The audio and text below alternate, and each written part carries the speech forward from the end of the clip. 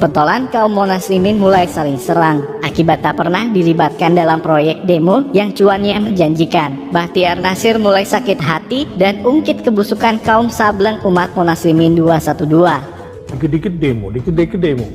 Saya melihat kalau orang maunya demo terus berarti udah punya penghasilan di situ. Kita bisa memahami karena di situ itu kita jadi tahu bahwa kelompok itu memang ya perusahaan demo gitu loh, perusahaan demo yang ada yang bayar gitu loh.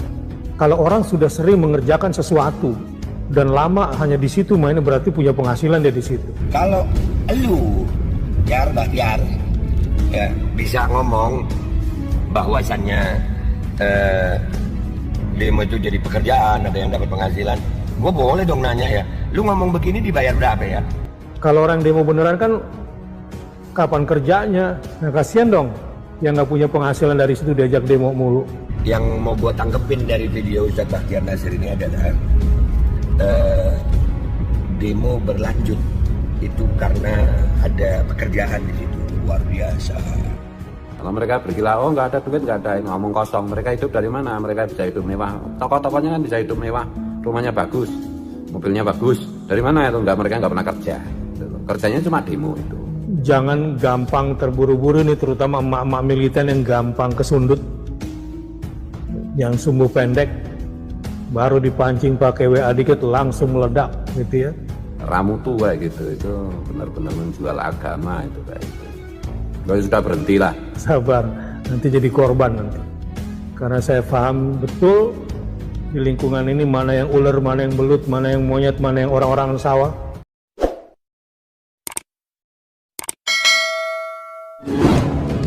Ada berita yang cukup menarik dari kaum Sableng umat Monaslimin 212 baru-baru ini, di mana Bahtiar Nasir yang merupakan salah satu dedengkotnya umat Monaslimin tersebut baru-baru ini muncul setelah sekian lama tak pernah nampak batang hidungnya di berbagai proyek demo yang dijalankan oleh perusahaan Demo 212. Kemunculan Bahtiar Nasir dengan pernyataan yang menyerang gerombolannya sendiri tentu mengejutkan kita semuanya. Kita tahu Bahtiar Nasir adalah salah satu tokoh, bahkan seorang inisiator dari perusahaan Demo PA212, yang mana jasanya begitu besar atas berdirinya perusahaan demo yang paling aktif di Indonesia tersebut. Namun di beberapa tahun terakhir, Bahtiar Nasir tidak pernah tampak dalam berbagai proyek demo yang dijalankan oleh perusahaan yang secara langsung dia ikut mendirikannya. Proyek-proyek demo di beberapa tahun terakhir nampaknya malah dikuasai oleh pemain-pemain baru macam Ali Ridho atau Babe Aldo, Hanif Alatas menantu Rizik Syihab, dan para pemain baru lainnya yang mereka semua bisa dibilang tidak terlalu berjasa dalam mendirikan perusahaan Demo 212. Namun sekarang mereka lah yang menguasai berbagai proyek demo di beberapa tahun belakangan. Bahtiar Nasir sebagai salah satu tokoh yang mendirikan perusahaan demo tersebut justru tersingkirkan dan sama sekali tidak dilibatkan dalam berbagai proyek demo yang dijalankan oleh perusahaan demo yang dia sendiri ikut mendirikannya. Dan bisa jadi karena hal itulah Bahtiar Nasir kini mulai koar-koar membuka borok perusahaan Demo 212 yang selama ini berkedok sebagai gerakan umat Islam. Memang Bahtiar Nasir tidak secara gamblang menyebutkan bahwa gerakan kaum Monaslimin PA212 adalah gerakan yang menjadikan demo sebagai sumber penghasilan. Namun pernyataan Bahtiar Nasir yang mengatakan sedikit-sedikit demo itu menunjukkan bahwa aktivitas demo telah menjadi sumber penghasilan, dan ternyata langsung ditanggapi oleh Sengkuni Yaman Ali Ridho atau Babe Aldo dengan begitu emosional. Maka bisa diartikan bahwa Aldo sangat khawatir dengan pernyataan Bahtiar Nasir yang bisa membuka kebusukan gerakan PA212 yang selama ini berkedok gerakan umat Islam. Ternyata tidak lebih dari organisasi yang menjalankan bisnis di bidang jasa, yakni jasa demo dan jasa membuat kegaduhan di Indonesia. Pernyataan Bahtiar Nasir yang mengatakan bahwa dia paham betul di lingkungan orang-orang tersebut mana yang ular, mana yang belut, mana yang monyet, mana yang orang-orang sawah.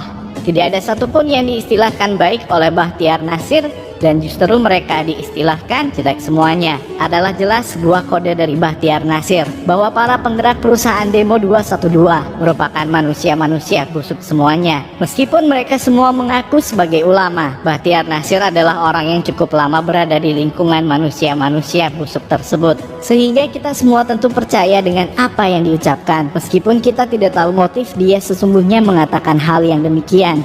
Kita hanya bisa berasumsi bahwa Bahtiar Nasir melakukan itu semua karena dia tak pernah lagi kebagian cuan, sehingga dia mulai sakit hati dan membongkar borok perusahaan Demo 212 yang langsung ditanggapi oleh Sengkuni Yaman Ali Ridho yang saat ini menjadi salah satu pemain utama yang menjalankan proyek Demo dengan cuan yang sudah pasti sangat besar. Kita harus berpikir cerdas. Maka saya bilang ini bukan 2016 bro. Di WA ngamuk-ngamuknya masih cara 2016. Ya gampang lah kita dipengaruhi. Baik menurut elu, belum tentu baik menurut yang lain, Nasir. Ya Bahtiar, nggak pakai ustadz gue. Kalau orang sudah sering mengerjakan sesuatu dan lama hanya di situ mainnya, berarti punya penghasilan dia di situ. Kalau sudah berhentilah. Sudah berhenti kayak gitu itu nggak mutu kerja itu apa cari kayu bakar itu masih lebih terhormat lah. Cari kayu bakar di kebun dijual di pasar lebih terhormat lah daripada kayak gitu. Jadi Anda harus sadar diri Pak Rizik. Jangan terus Anda merasa hebat. Jujur aja lah, banyak masyarakat gak suka. Harusnya Anda sadar diri Pak Rizik. Gak usah malu dengan bertobat sebelum Anda ajalnya meninggal. Mau jadi kaya raya kayak apapun itu nggak masalah. Tapi dengan cara tidak merusak bangsa ini dong, tidak merusak umat Rasulullah dong, tidak menjual agama dong, tidak melacurkan agama dong. Lalu bikin kelompok, hayo ke sana, hayo ke sini, sabar. Sabar, nanti jadi korban nanti. Karena saya paham betul di lingkungan ini mana yang ular, mana yang belut, mana yang monyet, mana yang orang-orang sawah. Dan Bahtiar Nasir ini kan dulu juga ikut ya kan? Ikut, tapi dia bilang ya saya juga menjaga. Iyalah itu alasan lu aja. Buat Bahtiar Nasir, nggak usah ngomong nyolot deh ya, ada pekerjaan begitu. Nah kalau ada pekerjaan, job-joban jadi lu kayak lu sekarang ini ada bayarannya nggak sih? Jika demo kaum Sableng umat Monaslimin 212 di dalamnya ada unsur pekerjaan, lalu apakah yang dikatakan oleh Bahtiar Nasir juga merupakan pekerjaan yang ada bayarannya? Coba simak dengan seksama ucapan Sengkuni Yaman Aldo, si keturunan bangsa jahiliyah ini, untuk mengcounter pernyataan Bahtiar Nasir. Sengkuni Yaman ini sangat jelas ingin menarasikan bahwa Bahtiar Nasir mengatakan hal yang demikian adalah suatu bentuk ucapan yang sengaja dipesan, dan sudah pasti Bahtiar Nasir mendapatkan bayaran atas apa yang ia katakan. Dari sini kita sudah bisa dengan jelas untuk menyimpulkan bahwa setiap orang siapa saja yang berani mengkritik dan menyerang kelompok Kadrun 212 sudah pasti akan dicap oleh mereka sebagai buzzer bayaran, atau kalau boleh diistilahkan dengan lebih kasar, siapa saja yang berani mengkritik dan menyerang kelompok Kadrun Yaman dan para budaknya sudah pasti akan difitnah oleh para Kadrun sebagai buzzer pemerintah yang sengaja dibayar untuk menjatuhkan umat Islam. Berarti selama ini tuduhan buzzer RP, tuduhan orang bayaran untuk menjatuhkan Islam yang disematkan kepada pihak-pihak yang berseberangan dengan kelompok Kadrun adalah jelas merupakan bentuk fitnahan belaka, karena terbukti Bahtiar Nasir saja yang dianggap sebagai ulama oleh gerombolan mereka dalam sekejap langsung dinarasikan sebagai buzzer yang setiap ucapannya sudah pasti dibayar hanya karena Bahtiar Nasir mengkritik tindakan mereka. Apalagi orang lain yang berada di luar kelompok mereka sudah pasti tuduhan buzzer, PKI, Yahudi akan dilekatkan oleh para Kadrun kepada kita yang sangat berseberangan dengan kelompok mereka. Padahal apa yang diucapkan oleh Bahtiar Nasir, kalau kita mau menerimanya dengan akal waras kita, memang cukup masuk akal dan merupakan bentuk rasa ibadiah terhadap para budaknya Kadrun Yaman yang selama ini selalu dibodohi oleh para tuannya. Dalam satu proyek demo, sudah pasti dedengkot kaum Sableng 212 termasuk Sengkuni Yaman Ali Ridho akan mendapat cuan yang sangat besar karena berhasil mengumpulkan massa dalam jumlah yang cukup banyak. Sedangkan para budak-budaknya hanya mendapat nasi bungkus dan juga sedikit cuan yang tidak sebanding dengan usaha mereka berpanas-panasan